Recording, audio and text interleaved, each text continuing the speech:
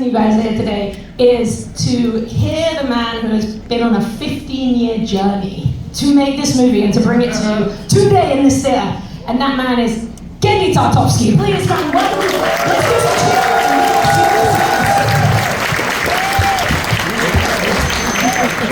Nicely done. So how's it going, Genndy? How are you feeling? Oh, it's good. Good. I'm always paranoid about these screenings because there was like 5 people going to show up. But Were it's there like a good crowd. Lots of laughs, guys? Was it quite a rowdy experience? I feel like it's a perfect rowdy movie. Thank you. Anybody going to throw anything at me? No tomatoes, please. Save them. So Genndy, let's talk about how this movie came to be, because it has been quite an epic journey to bring us here right now. Yeah, the movie, I first had this idea around, I think, 2008. And basically it was, like, we all have a group of friends since we've known since childhood, and my friends make me laugh like crazy. And I love our dynamic.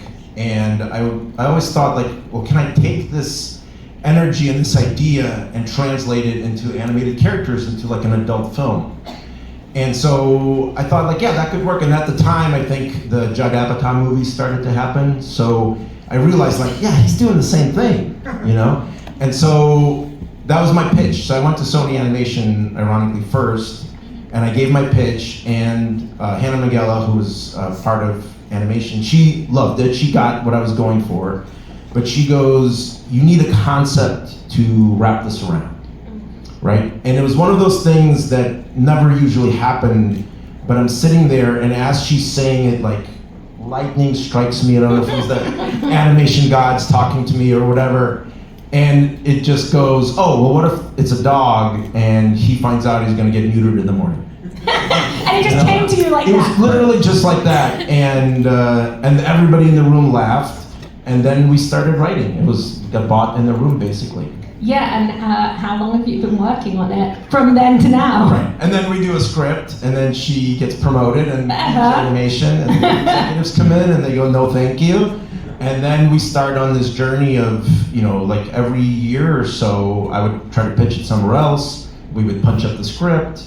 And, and it was, if you can think back to 2008, it's still like The Simpsons, maybe Family Guy. Adult Swim is just kind of starting. So adult animation is very in its infancy still, and especially in features, there's like none. And so it was very hard, and then also the 2D of it all was very hard because back then nobody wanted to make 2D movies.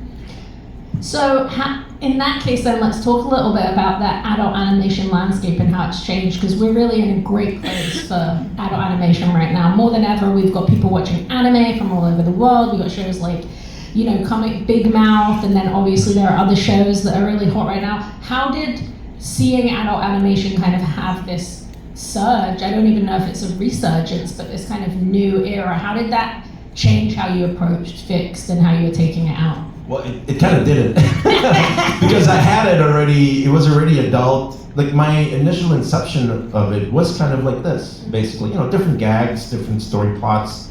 But generally this was idea to do kind of like a raunchy character comedy not with one-liners about pop culture, but just from characters. Seinfeld obviously is the best example of that. And so that was always the goal, and like basically everything was catching up to it. Because then you have all the Adult Swim starts to get really big, Rick and Morty and stuff. Then Netflix adult stuff gets, also starts to get really big. And now it's the most accepted, the most successful shows. And, the kids business is gone. Right? Which is really sad because, when we made Dexter and, whatever, SpongeBob, all those shows, those were for 6 to 11. And, we talk about this all the time, that business has disappeared and nobody's making it. And I always say, I go, you mean if I brought you SpongeBob right now, you would say no? And they're like, yeah, I don't think we would make it. Yeah, and especially because those shows had such long runs every season too, so it's a completely different way of making TV. It's $1 billion a year industry for t-shirts and blankets and all that stuff, and it's disappeared. I know Disney's doing a little bit because it's Disney, but otherwise, Cartoon Network is, suffering because the audience just isn't there. And I believe just one good show would bring it back, but nobody believes me. Do you have that one good show in your back pocket? No.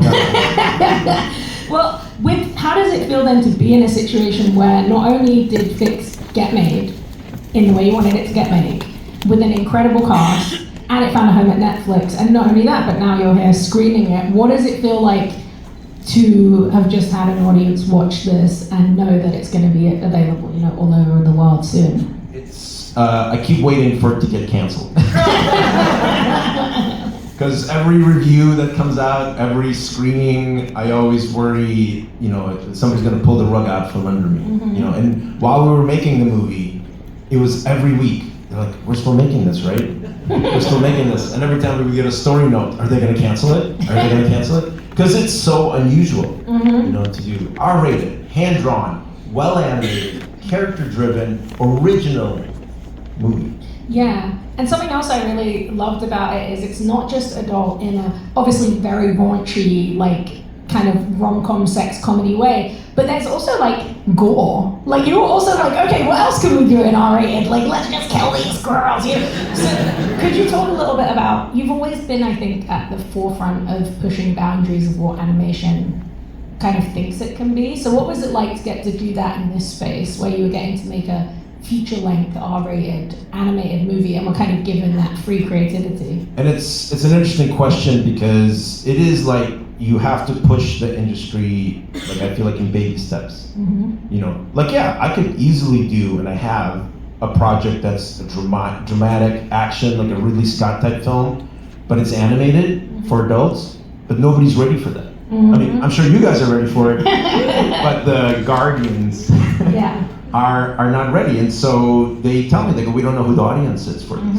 And Fixed is just like that. So, maybe there's criticism that it's so raunchy and stuff, but it's the first step, right? So let me show you that this can work, that we can do, basic funny physical humor, character comedy, some heart, all these things can feel like a good movie that's R-rated.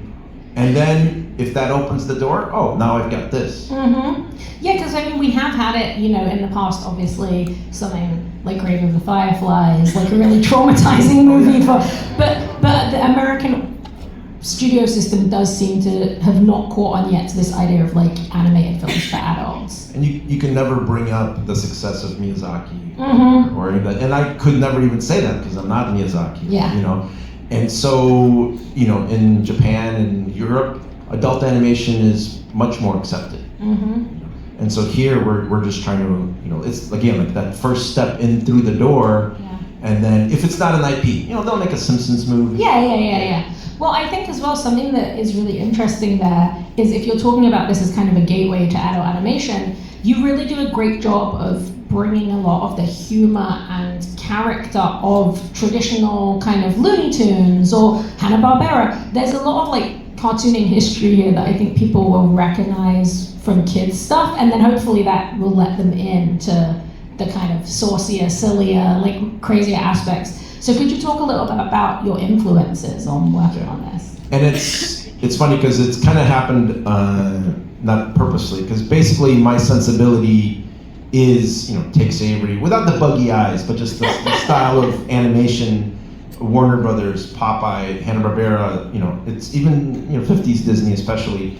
It's all part of the things that I really love, especially Tex Avery and Looney Tunes. And so when we got to do this, that's the animation that I love. That's I'm very comfortable with it. It's not like I need to do research. What is cartoony animation? I know it like the back of my hand. And it was even really comforting to me because we hired these amazing animators from all over the world. People who worked on Roger Rabbit, some ex-Disney animators. So these guys were the real deal, right? And then when I was giving them direction or we were talking about scenes, they were like, oh, yeah, you really know your stuff. And it was, because it made me feel very warm because deep inside, I've always just wanted to be an animator. Yeah.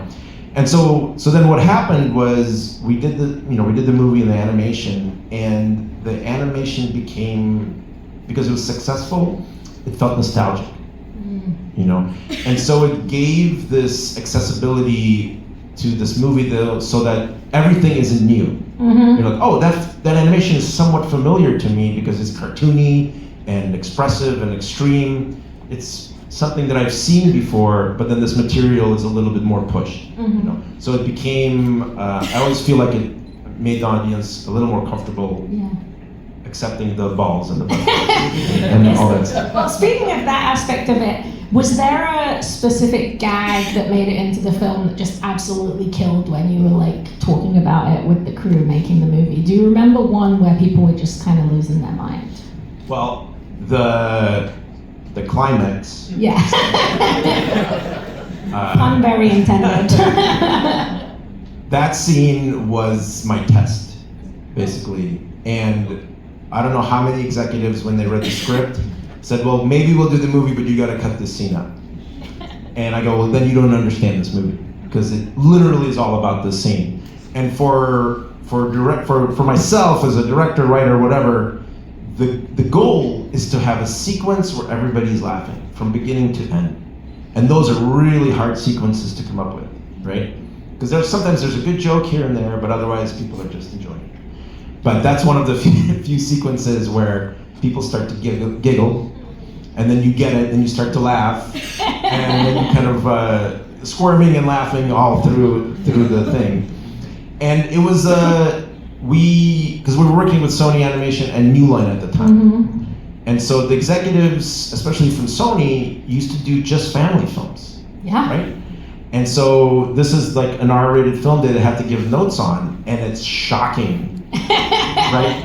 And I remember our first screening, just the first act, and when we started drawing it and I was boarding it, I'm like, right, there's a lot of butts. But when you go out in real life and you see dogs, there's a butthole. You don't think about it. Sometimes there's balls, but it's like, all right, there it is. You don't. Well, that is kind of that's kind of an interesting fact, actually. Let me just finish the story real quick. Sorry.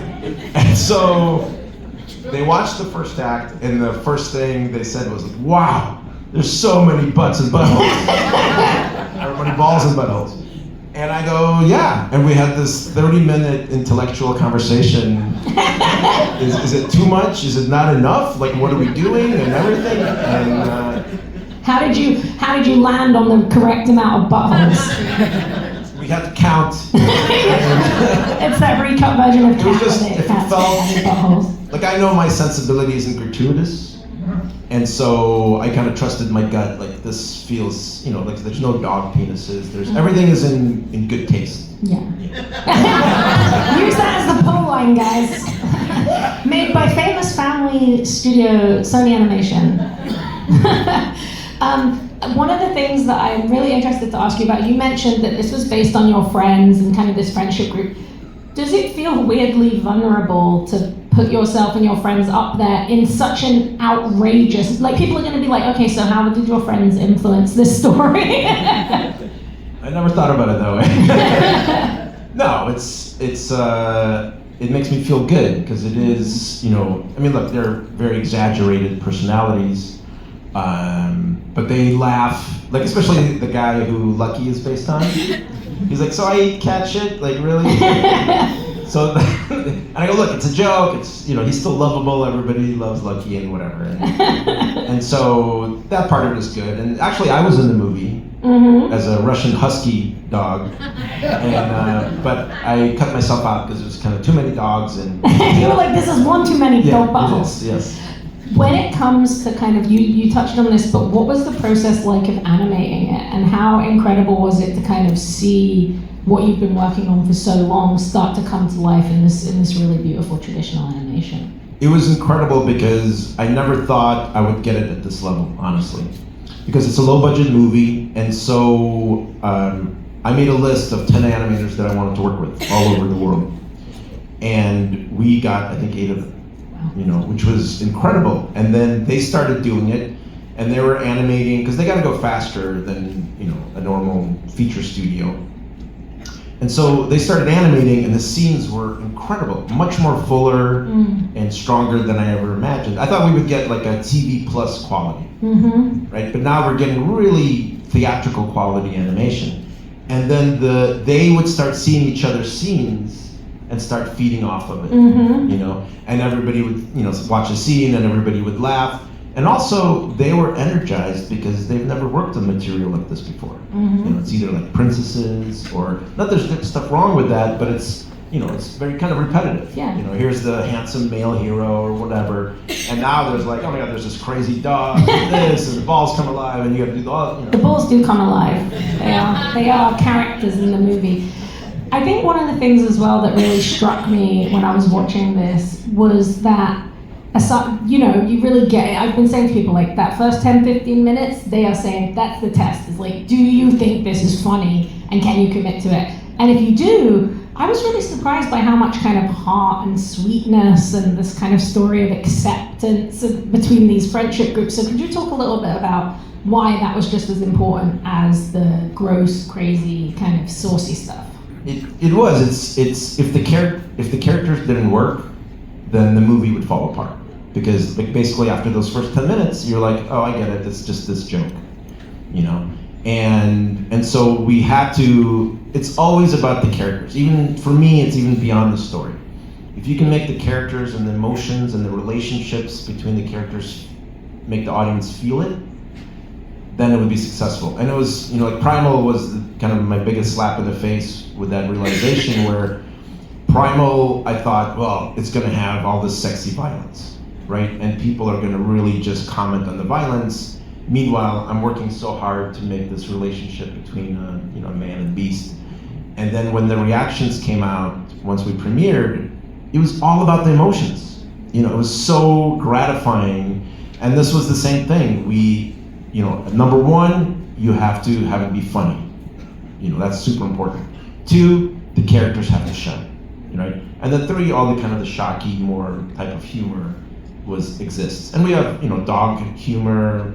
You know, I'm a dog owner, so I wanted to bring all of that. So we always like to think that we have all these different levels of comedy, you know, and it's fine. So it's not for everybody, right? Like when the trailer came out, I was like, whoa, relax. It's okay, no one's gonna force you to go and watch it, guys. Like you have a choice. Exactly, and so and then, you know, some positive and stuff, but I kind of take for granted that to me this is kind of soft.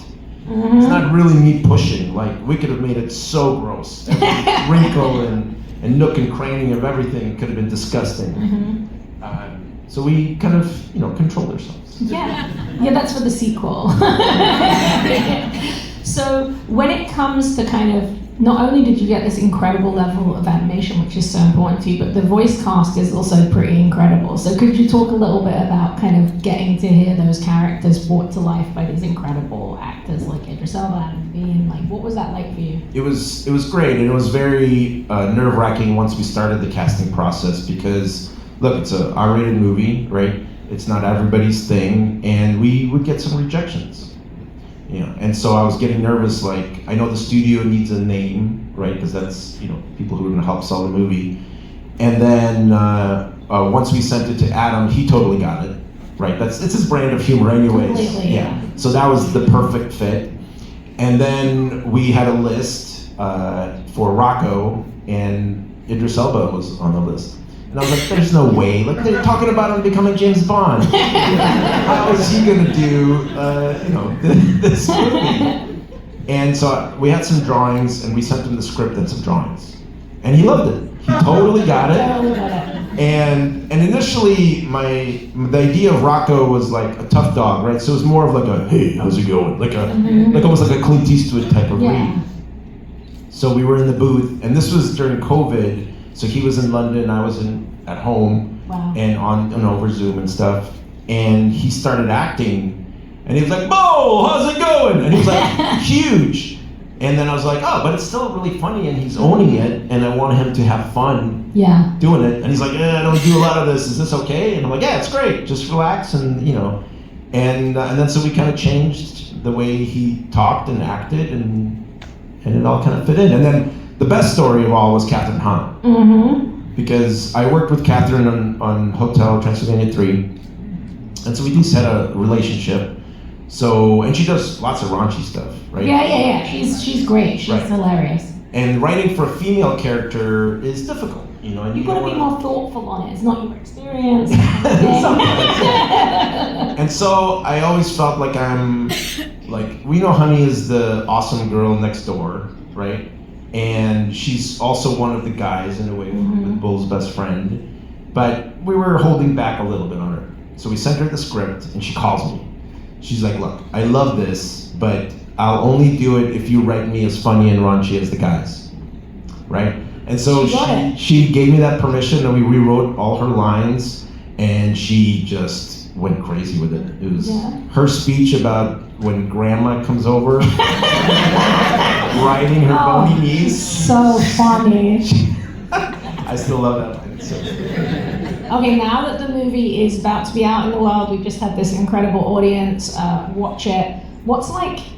What are you most excited for people to kind of discover? Like, are you waiting for those reactions? Are you excited to see if it, like, what gag really connects? Like, is there something you're most looking forward to? Yeah, I mean, I love what I was talking about, like the climax reaction, right? I think I'm excited for that, to see if there's going to be anger or just laughing, and that part, because there's so much character comedy in that also, right? And then generally, if people accept it to be funny, and the biggest thing, and this is a big hopeful dream, is if it opens a door, right? Where there's another movie like it, another different type of adult movie, but just kind of nudge the industry forward. Like, look, you can have other things, and so that's what I'm excited. Or if it just gets accepted and I still do what I do, is fine also. Yeah, it's like just excited for people to see it. Well, thank you so much for joining us today, and we appreciate it.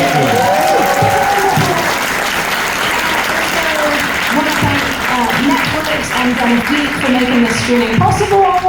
And Fix. Make sure you tell all your friends. I'm very excited to see the Letterboxd reviews, guys. I love Letterboxd, so I'm ready. But yeah, thanks again. Let's have another round of applause for Fix.